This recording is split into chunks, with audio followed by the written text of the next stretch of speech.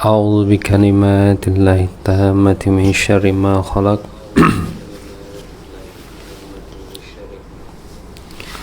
بسم الله الذي لا يضر مع اسمه شيء في الأرض ولا في السماء وهو السميع العليم نحمدك يا مصرف القلوب على مزيد نعمتك ونشكرك على إحسانك الذي مجرد فضلك ونصلي ونسلم على نبينا محمد صلى الله عليه وسلم وعلى آله وأصحابه ومن تبعهم بإحسان إلى يوم لا ريب فيه اللهم إنا نسألك علما نافعا ورزقا طيبا وعملا متقبلا ونعوذ بك من علم لا ينفع ومن قلب لا يخشى ومن نفس لا تشبع ومن دعوة لا يستجاب لها اللهم افتح علينا حكمتك وانصر علينا من خزائن رحمتك يا أرحم الراحمين. Amma ba'd. Alhamdulillah, kita panjatkan puji pada Allah Subhanahu wa taala atas segenap nikmat dan karunia yang Allah Subhanahu wa taala berikan pada kita, dan semoga dengan segenap nikmat tersebut menjadikan kita semakin lebih baik hari ini ya. Adik-adik semua yang ada di rumah, kami harapkan dalam keadaan sehat afiat dan boleh menjalankan segenap aktiviti ya, bermula pagi tadi sehinggalah maghrib kali ini insyaallah. Baik, adik-adik semua yang dimuliakan oleh Allah, kita akan teruskan madah hadis qudsi kita insyaallah pada malam hari ini, dan alhamdulillah kita masuk pada hadis qudsi yang ke-57. Hadis qudsi yang ke-57. Adik-adik yang sudah memiliki kitab boleh buka muka surat 93 ya. Buka muka surat 93. Baiklah, kita akan bagi peluang kepada adik Asyaj untuk membacakan hadis yang ke-57 pada malam hari ini insyaallah.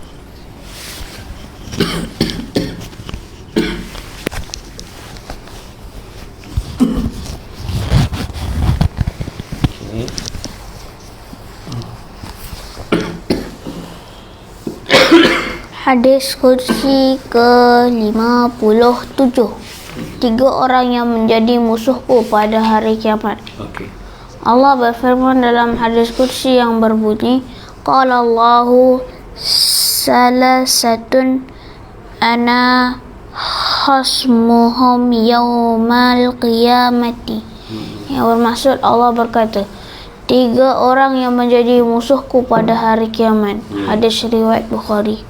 Sahabat Abu Hurairah meriwayatkan dari Nabi Muhammad SAW bahwa Allah berkata, ada 3 orang yang akan kumusuhi kelak pada hari kiamat, yaitu orang yang berjanji kepadaku lalu dia melarangnya, orang yang menjual orang yang berstatus merdeka lalu memakan hasil penjualannya, dan orang yang memperkerjakan seorang buruh dan ketika diminta membayar upahnya dia tidak mau memberikannya. Hadis riwayat Bukhari. Pelajaran hadis, kawan-kawan, hadis qudsi ini mengajarkan kepada kita bahawa 3 orang yang disebut di atas merupakan musuh Allah pada hari kiamat. Karena itu agama kita melarang untuk mengingkari janji, melarang menjual manusia serta melarang menahan upah pekerja. Kerana itu semuanya menyebabkan Allah murka. Baik.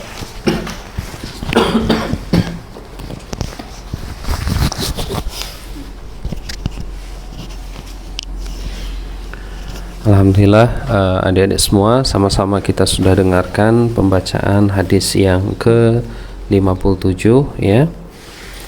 InsyaAllah kita akan coba baca lengkap hadis tersebut ya, dan kita coba jelaskan sedikit demi sedikit ya apa poin-poin yang ada dalam hadis tersebut.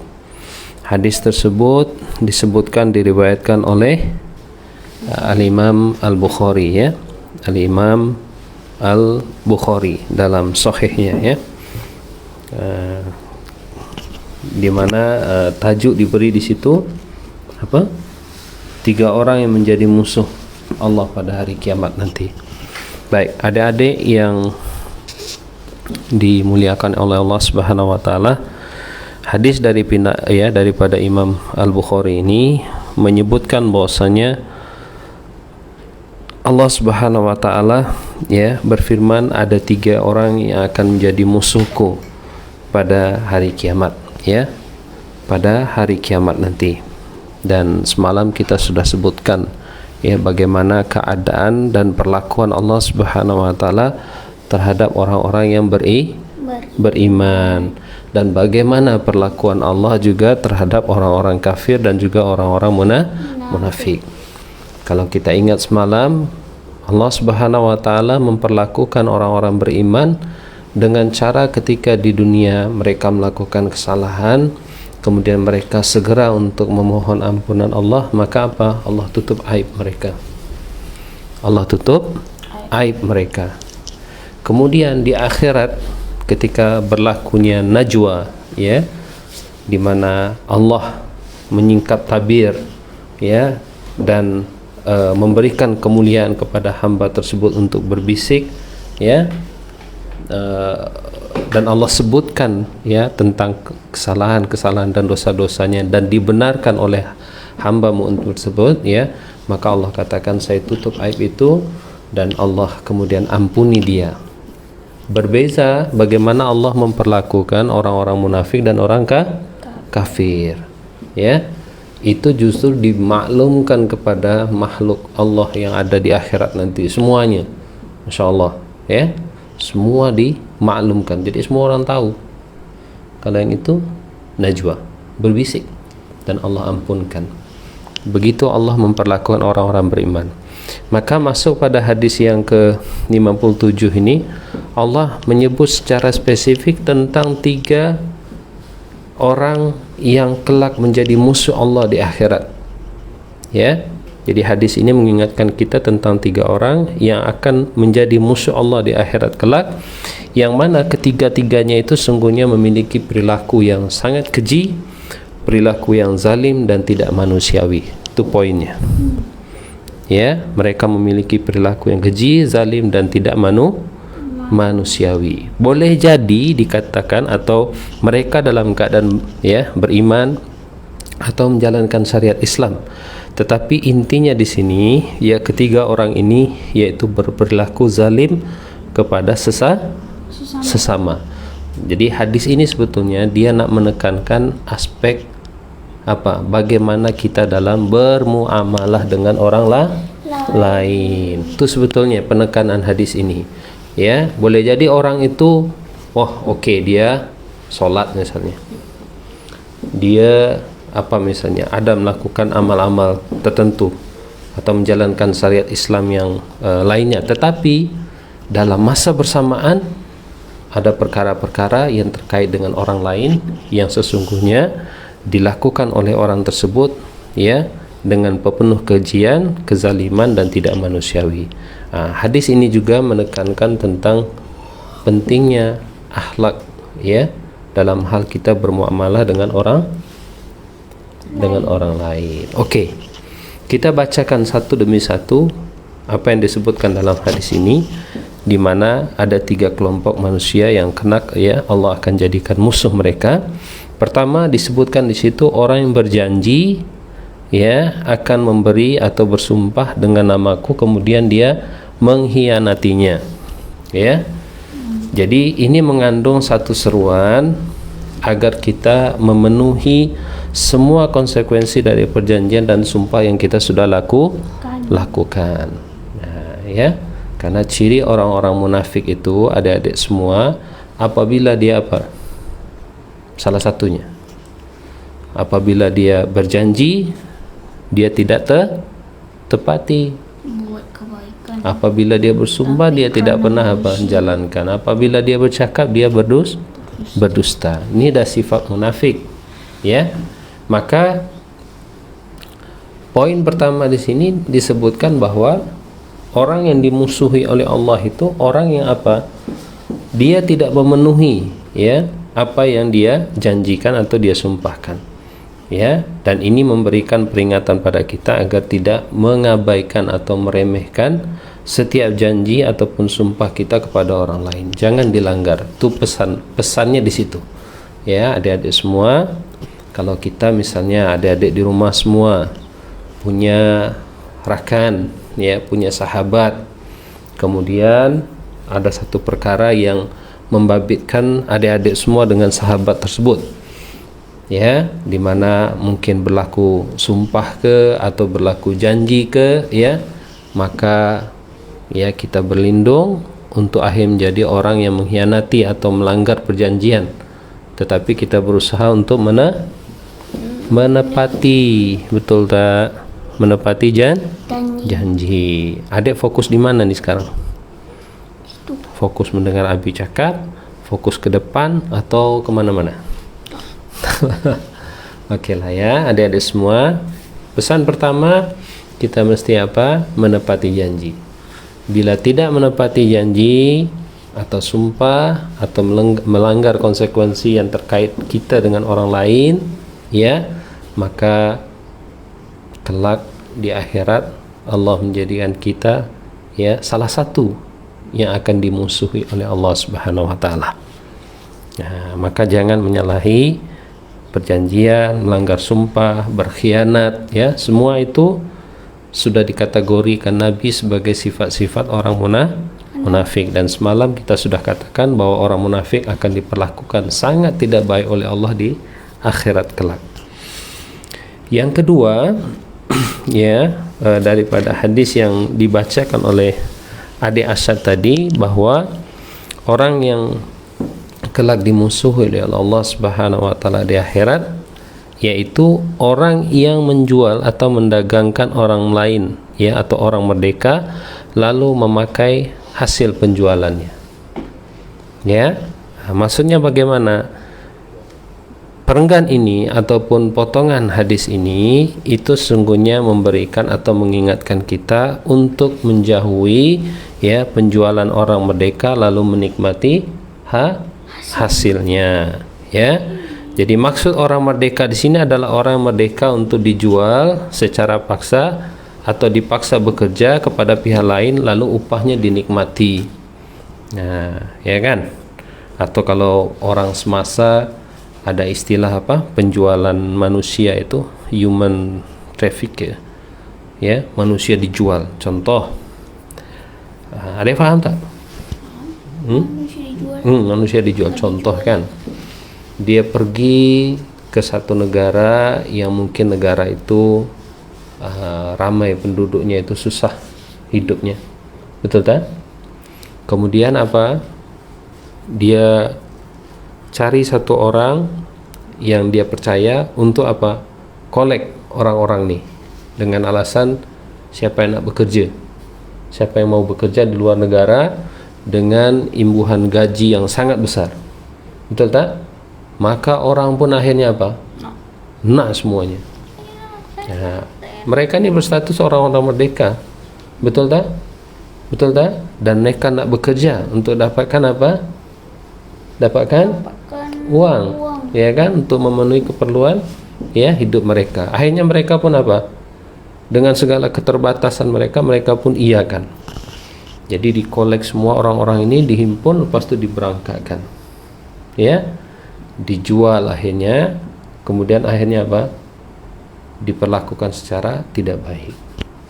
Hasilnya, ya, misalnya contoh mereka dikumpulkan, katakan 10 orang, dibawa ke satu negara yang dijanjikan, kemudian apa? Dijual kepada pihak lain lagi, ya, yang menjual ini dapat duit. Oke? Tapi lepas itu dia tak tanggung apa-apa lagi, dia tak peduli lagi orang ini diperlakukan apa saja, dia tak peduli. Janji dia dapat duit, sebab apa? Boleh bawa 10 orang itu dari negara susah dengan janji nak apa? Dengan janji nak dapat kerja. Akhirnya orang-orang itu, ya, diperlakukan dengan berbagai bentuk perlakuan yang sangat tidak manusiawi. Kemudian akhirnya orang itu dapat duit. Nah, Ini kata Allah, perangai yang seperti ini kelak di akhirat nanti Allah akan apa? Musuhi mereka. Allah akan apa? Musuhi mereka. Masya Allah ya. Jadi hari ini kita faham bahwasanya Islam itu datang sebetulnya untuk membebaskan perbudakan. Ya, ada yang faham kan? Kalau kita baca kisah-kisah dahulu, ya zaman Bilal, Wahsy, siapa lagi deh? Ammar bin Yasir. Ya kan? Ammar bin Yasir. Itu semua kalau kita tengok sejarah sirah mereka adalah orang-orang yang berstatus sebagai hamba ketika itulah. Tetapi Islam datang untuk membebaskan segala bentuk perbudakan ini, malah mereka semua dimerdekakan, ya. Karena itu tidak ada lagi ya istilah hamba-hamba ini. Tapi hari ini ada orang yang justru apa? Memanfaat keadaan dengan cara apa? Menjual manusia ini kemudian mengambil keuntungan, ya, dengan berbagai janji-janji lah. Ya. Tak jual benda-benda dapat duit, nak juga jual manusia. Kenapa? Ada benda lain yang boleh dijual manusia. Zaman ini semua benda boleh dijual. Tapi kalau manusia, ya, diperjualbelikan itu dia terkait dengan khidmat, dengan tenaga. Sama juga dulu kan kalau beli seorang hamba itu dilihat dulu, oh bodinya besar, ya kan, badannya besar, kemudian tengok tenaga kuat semacam, akhirnya apa? Dia boleh diperlakukan untuk apa? Angkut barang sekian-sekian, betul tak? Buat bergaduh. Misalnya untuk diadu domba dan sebagainya. Itu seperti itu. Ya sama juga kalau hari ini ada orang yang diperjualbelikan itu karena apa? Untuk digunakan khidmat dia, ya kan? Untuk perempuan buat kerja-kerja yang tak baik, ya kan? Laki-laki disuruh untuk jadi samseng apa semua. Betul tak? Gangster dan sebagainya, ya.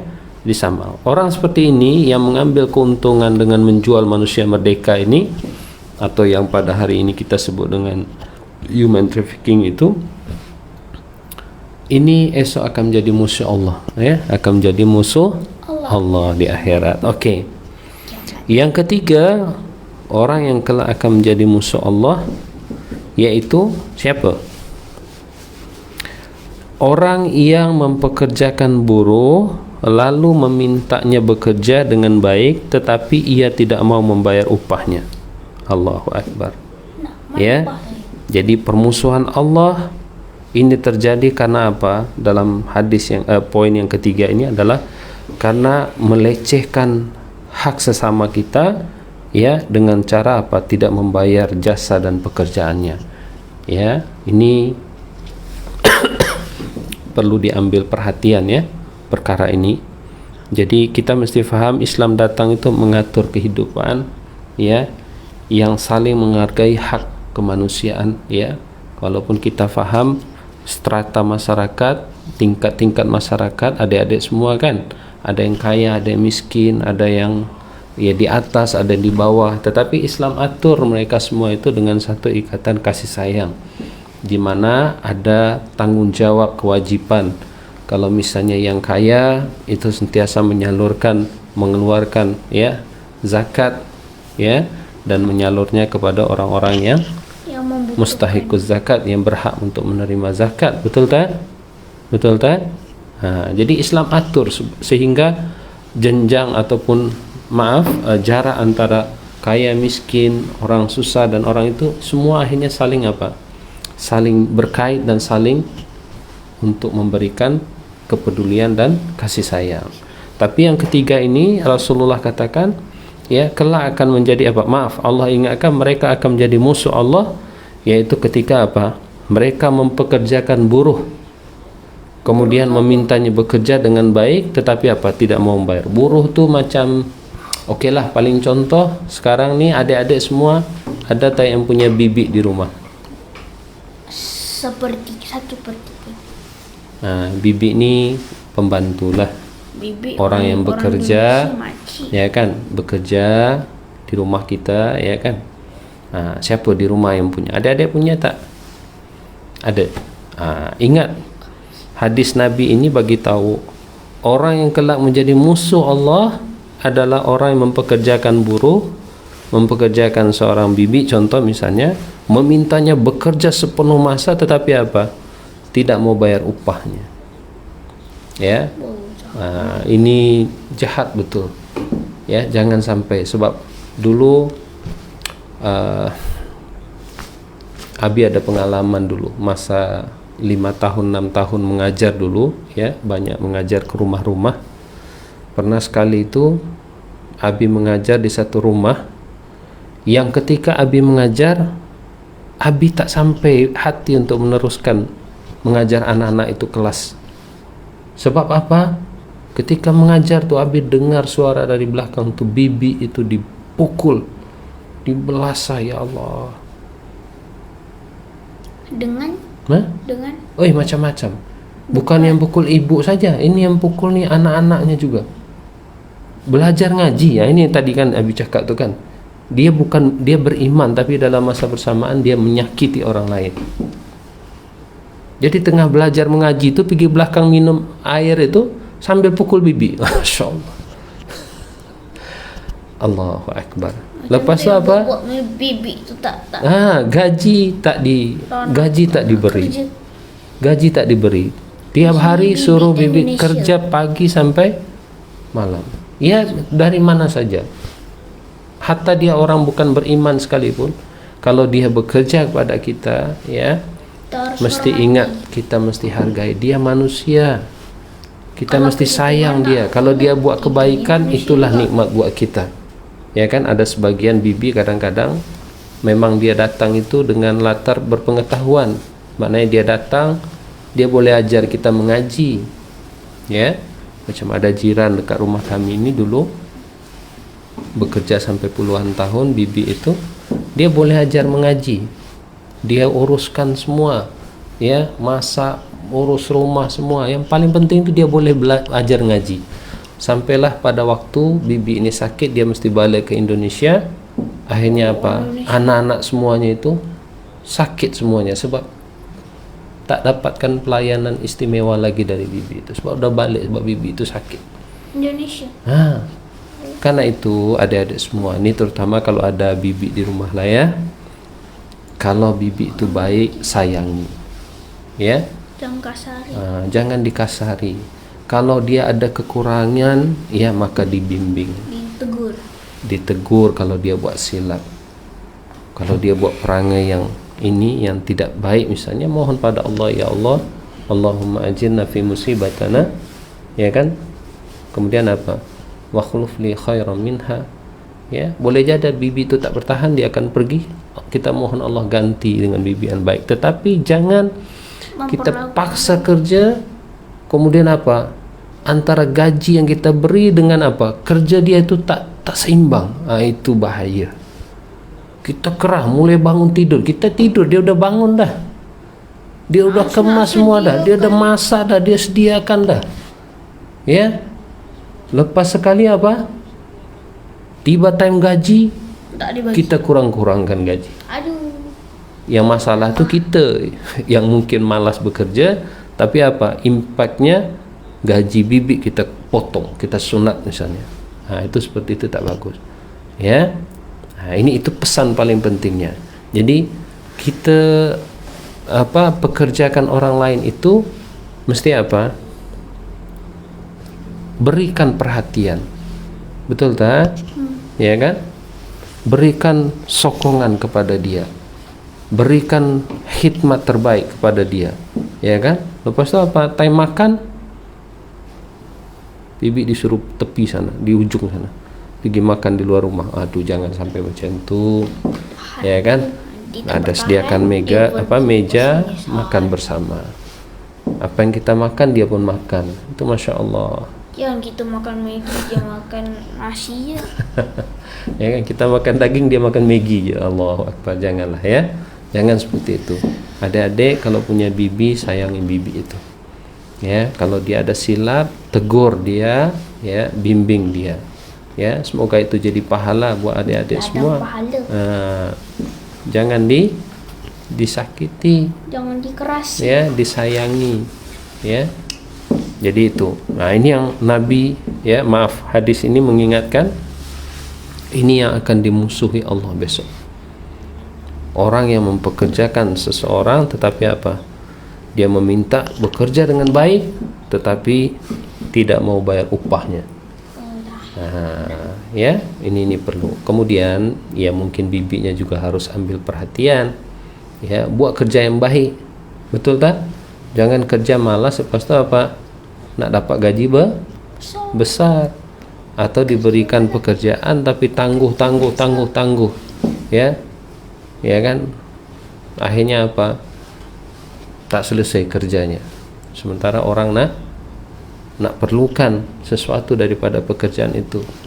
Nah, jadi semua sisi dapat. Kita sebagai orang yang mempekerjakan diingatkan oleh Nabi, ya, Allah melalui hadis qudsi ini. Tetapi dalam masa bersamaan, ya, siapapun yang bekerja mesti juga harus apa? Tahu tanggung jawab tuh. Jangan nak dapat gaji besar, ya kan, tetapi apa? Kerja malas. Nah, itu namanya apa? Tidak sesuai, ya. Jadi pesan ini kepada orang majikan, itu pesan hadis qudsi ini, ya. Ini bukan kepada bibi. Bibi macam mana nak pukul majikannya? Tapi ini pesan pada majikan lah, ya, terutama yang punya pekerja ramai, ya. Ingat, Allah panjang urusan kita di hadapan Allah nanti, ya. Kalau berani ambil pekerja ramai, berani pula lah kita untuk apa?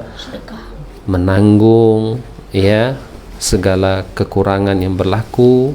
Dan yang lebih penting, ya, jadikan kekurangan pekerja-pekerja kita itu untuk kita apa? Bimbing mereka. Ya, kalau ada silap, semoga itu jadi, ya, hal terbaik buat kita. Tetapi apa? Jangan sampai suruh orang kerja full time tapi apa? Tidak sesuai gaji yang dibagi, ya. Ini susah nanti urusan kita, ya. Mungkin di dunia kita rasa aman-aman saja, tetapi di akhirat nanti adik-adik semua ingat, tidak ada satu perkara yang terlepas begitu saja. Ini Allah sendiri yang bagi tahu. Semua akan tersangkut. Ya. Jadi adik-adik semua, ya, semoga dengan hadis qudsi yang ke-57 ini kita boleh ambil pengajaran, ya, agar kita pertama, ya, berusaha berada dalam keadaan iman dan sentiasa, ya, membekali diri dengan ilmu, tetapi dalam masa bersamaan juga kita mesti, ya, mengambil kira, ya, tentang bagaimana kita berbuat baik dengan sesama, ya.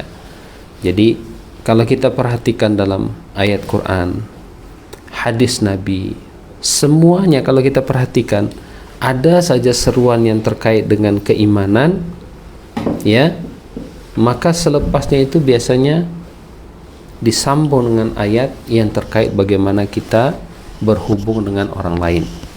Nah, jadi menunjukkan Islam itu bukan hanya nak suruh orang itu menjadi apa? Soleh dia secara spiritual dia, tetapi juga soleh secara sosialnya. Betul tak? Ya, Dek. Jadi soleh secara spiritual, baik ibadahnya, ya kan, dia jaga keimanannya, tetapi dalam masa bersamaan mesti apa? Soleh juga secara sosial, ya, dengan orang lain. Tadi itu jauhi semua, ya, tiga perilaku yang keji ini, yang mana tidak manusiawi, yang hanya apa? Kita ingin menzalimi pihak lain saja. Nah, itu agama menuntun kita seperti itu, baik Quran maupun hadis Nabi. Kan kalau hadis Nabi itu kan selalu kita dengarkan adik-adik semua, man kana yu'minu billahi wal yaumil akhir. Biasanya apa? Falyukrim dhaifahu, misalnya contoh. Man kana yu'minu billahi wal yaumil akhir falyakul khairan awil yasmut. Ya kan? Man kana yu'minu billahi wal yaumil akhir, apa lagi? Apa? Falyukrim jarahu. Selalu macam tu hadis Nabi. Siapa yang beriman pada Allah dan Rasulnya, cakap yang baik atau diam. Cakap yang baik itu maknanya apa? Ya kan? Ini terkait dengan kita kalau bercakap dengan orang lain kan? Ya kan? Kalau bermanfaat cakap, kalau tak diam. Makanya ada satu ungkapan, lebih baik mana? Kita asyik cakap kemudian disuruh diam, atau kita diam kemudian minta cakap? Lebih bagus itu kita memilih memperhatikan sesuatu, banyak diam, mendengar, ya. Kemudian bila ada satu perkara besar kita diminta bicara, kita baru bicara. Dan setiap kita berbicara, orang akhirnya apa? Dengar kita. Masya Allah. Berbanding kalau adik-adik semua asik cakap pap. Akhirnya apa? Orang sampai bosan nak mendengar, akhirnya apa? Disuruh diam. Nah, itu lebih memalukan. Macam kat sekolah adik lah. Betul tak? A tu mesti budak-budak yang diam. Kenapa? Yang dapat A dekat kelas adik semua budak-budak. Kata adik Asad, ingat masa kawan-kawan dia, masa dia sekolah dulu, dia cakap kawan-kawan dia yang banyak dia memperhatikan tu, itu yang markahnya tinggi-tinggi. Yang asik cakap ni yang akhirnya apa? Dia ingat masa sekolah dia. Sekarang dah tak sekolah jadi macam. Okey lah ya. Jadi itu, kalau kita ingat hadis Nabi itu macam tu, man kana yu'minu billahi wal yaumil akhir. Siapa yang beriman pada Allah dan hari akhir tadi, cakap yang baik atau diam. Siapa yang beriman pada Allah dan hari akhir, maka muliakan tetamu. Coba tengok tu, muliakan tamu. Menunjukkan apa? Kita diseru oleh Allah kalau bincang keimanan, maka jangan sampai lupa untuk apa? Ambil peduli tentang orang lain, terutama siapa? Tetamu. Atau siapa yang beriman pada Allah dan yaumil akhir, maka muliakan tetamunya atau jirannya, tetangganya. Nah, coba tengok, indah tak Islam tu? Jadi bukan hanya bicara iman saja, tetapi berbicara tentang keperluan apa? Kepentingan untuk sentiasa bermuamalah secara baik ya dengan sesama kita, baik itu beriman ataupun tidak beriman. Masya Allah, cantik tak ajaran Islam adik-adik semua? Nah, kita hanya tahu keindahan agama Islam ini yaitu dengan semakin kita apa? Mendekat dengan apa? Al-Quran, mendekat dengan sunnah-sunnah Rasulullah, membaca sirah-sirah Rasulullah, ya, mendengarkan kalam-kalam para ulama-ulama yang berpegang pada Quran dan sunnah. Nah, itu saja. Jadi kita akan semakin nampak indahnya Islam.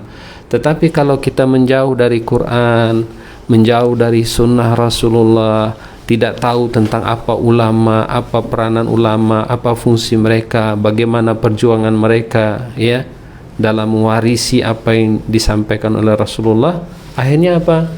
Kita tak pernah tahu tentang ajaran indahnya Islam itu. Yang kita tahu akhirnya apa? Oh, mesti barat itu peradabannya tinggi. Ya kan? Mesti barat number one. Sebab apa? Kita sudah semakin jauh dari ajaran agama kita. Jadi apa-apa yang bukan Islam kita apa? Banggakan. Sebab apa? Kita tak kenal Islam lagi. Ya kan? Nah, okey. Ini berlaku tak adik-adik semua? Berlaku tak? Berlaku. Tapi yang lagi berharga orang beriman tapi tahu tentang iman. Kenapa? Lagi hebat daripada orang barat yang sampai ke bulan tak dapat apa-apa. Oh iya, ada satu kisah itu. Ya, kisah tentang orang yang hadir majelis Sahih Bukhari, ya. Kemudian dia cakap kepada Syekh, "Wahai Syekh, kita di sini asyik bincang tentang hadis-hadis Nabi ni. Tengok orang barat dah sampai ke bulan," katanya. Sudah sampai ke bulan. Lepas tu kata Syekh itu, Masya Allah ya, orang tu dah sampai ke bulan, betul tak? Tetapi apa? Dia pergi jumpa makhluk. Maknanya dia sebagai makhluk, dia sampai pada makhluk. Tetapi kita di sini insyaallah belajar untuk sampai kepada Al-Khaliq. Masyaallah.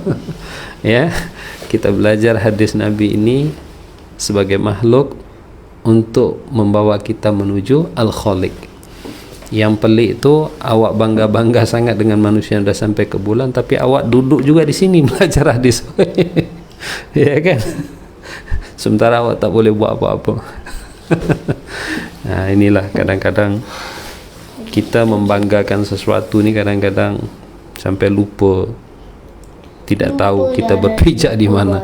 Ya, terlalu membanggakan sesuatu yang sepatutnya tidak terlalu tidak perlu dibanggakan. Okey. Baik ya, ada apa-apa yang nak disampaikan? Adik-adik semua sehat ya? Lupa nak menyapa kabarnya ni. Sehat semua? Siapa saja yang ikut di sini? Ada siapa di sini? Masya-Allah, mata dah. Siapa? Kawan abang Bang siapa? Bukan. Hasan di Terengganu kan? Okey, siapa lagi? Hasan Al-Khan. Lupa lagi namanya. Ada Abang Adam Haris ya. Adam Haris di mana? Melaka. Yang hafal Umi semua. Pasal ibunya murid Umi. Itulah. Baiklah ya, semoga semua intinya dalam keadaan sehat afiat ya. Adik Asad homeschooling ya. Sekolah pelajarannya tak best. Pelajarannya best. Cuman sekolah sekarang dalam keadaan di persimpangan ya. Okey, itu saja insyaallah yang kita boleh sampaikan pada maghrib kali ini. Alhamdulillah kita sudah masuk hadis ke-57 ya. Masih ada berbaki 3 hadis lagi. Kita mohon pada Allah diberikan usia ya, sehingga boleh menghatamkan insyaallah 60 hadis qudsi yang sudah berjalan hampir 2 bulan inilah ya. Diberikan kesehatan. Kenapa? InsyaAllah kata Umi nanti sesi yang terakhir nanti kita live dengan Umi. Baik insyaallah. Tapi Ya, insyaallah sesi yang ke-60 nanti ya, harap-harapnya ustazah sudah dalam keadaan sehat afiat ya, dan nantinya boleh menutup sesi hadis qudsi ini insyaallah ya. Dan adik-adik semua di rumah juga dalam keadaan sehat, insyaallah boleh menghatamkan hadis qudsi ke-60 inilah ya. Itu saja insyaallah. Baik, kita tutup dengan doa kafaratul majlis. Subhanakallahumma wa bihamdika asyhadu an la ilaha illa anta astaghfiruka wa atubu ilaik. Wassalamualaikum warahmatullahi wabarakatuh.